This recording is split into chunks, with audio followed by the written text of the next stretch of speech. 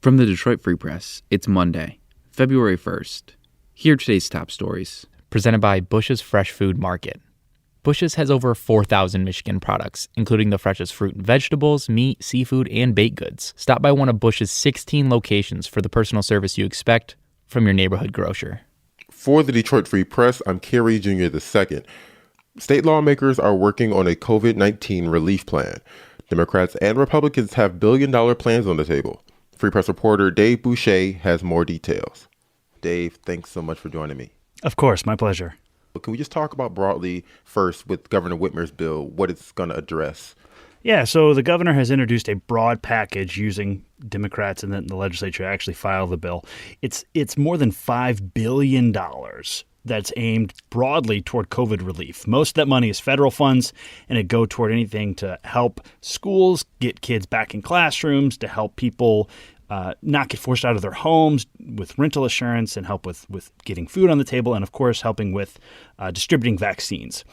The Republicans have also filed their own legislative package. It's a little bit less money. It's about $3 billion, and it's a little bit more targeted. It's a little bit more focused on pandemic relief as opposed to some of the extraneous stuff that is actually also included in the governor's legislative package. The Republicans say that the governor's bill is a little bit too broad. What other things are they trying to get? Because their bill, although it was about COVID relief, it's also about changing some of the powers that deal with how we handle COVID. That's right. So at the end of 2020, Congress, so federal lawmakers, allocated billions of dollars to Michigan and every other state to help with the fight against COVID. However, the governor just can't use that money however she wants. It has to be formally appropriated through the state legislature. So the legislature, which is controlled by Republicans, has all the power in formally deciding where that money goes and when it's released. So they're using these bills to kind of dedicate those funds to ideas that they like. The one that's gotten the most attention is this concept that there's $2 billion in federal money just waiting to be used to help schools.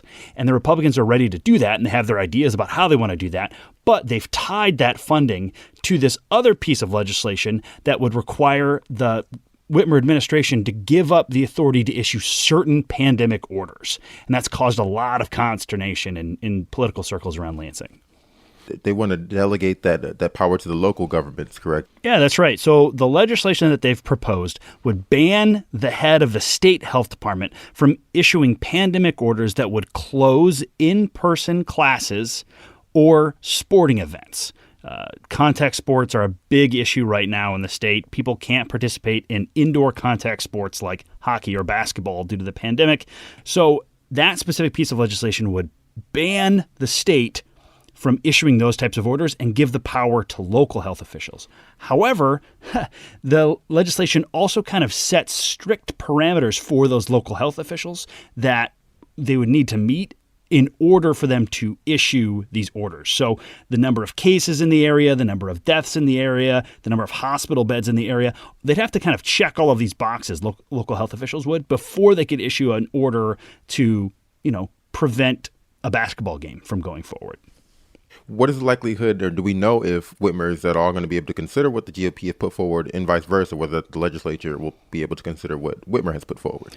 Yeah, so this is a pretty standard legislative wrangling, and it's always common, especially with a big package that includes billions of dollars, for both sides to start considerably far apart and then through negotiations try and find something. The things that are different this time are this concept of tying all of this school funding to a bill that would strip the governor of her power. The governor would never sign that bill on its own. She's already vetoed several bills that would have stripped the state of its power. There's no way she wants to support it now, but the Republicans are trying to force her hand by tying it to these federal funds for education. Again, it's really early in the legislative process. They'll probably find some sort of solution down the road. So that is often the case when there's a political fight. Real people are the ones who are just waiting and hoping that the solutions help them as soon as possible. Hopefully we get a solution sooner rather than later on what's going on here. Free Press reporter Dave Boucher, thank you so much for your analysis of the legislature. Thanks for having me. Here are the latest coronavirus numbers. The Michigan Health Department reported 1,300 new cases of the coronavirus and 104 deaths Saturday. The state averaged 1,600 cases and 44 deaths over a 7-day period. In total, the health department has reported over 559,000 cases and over 14,600 cases since March. For more information on COVID-19 in Michigan, go to www.freep.com.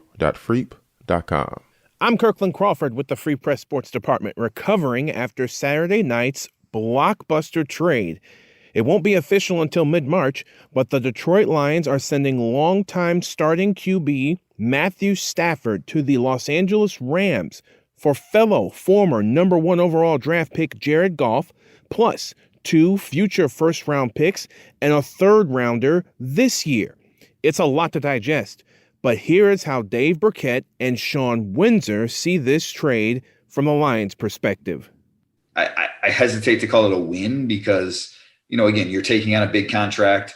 My thoughts on Goff, I don't see him as – he's definitely not an upgrade from Stafford. I hope it doesn't stunt what they want to do at the quarterback position, but I do like the fact that they have all this extra draft capital to play with now for when it might really matter for them in being a competitive team down the road in the future. No, for sure. And that third round pick matters too. I mean, you think about Kenny Golladay was a third round pick, right? I mean, there are plenty of great players that come out of the third round. So just, again, having another swing at it. As far as Goff, I mean, at this point, what they have him for 2 years, and if they want to let him go after that, they don't have to worry about having the money set against the cap. And that's a good thing. So 2 years isn't that long. Next year they can roll him out and see what they have, and maybe he's a little bit better than he had been in the last couple of years in Los Angeles. For more stories from the Detroit Free Press, be sure to check out Freep.com. That's FREEP.com. If you're a fan and want to support our quality local journalism, subscribe. Go to Freep.com/special offer.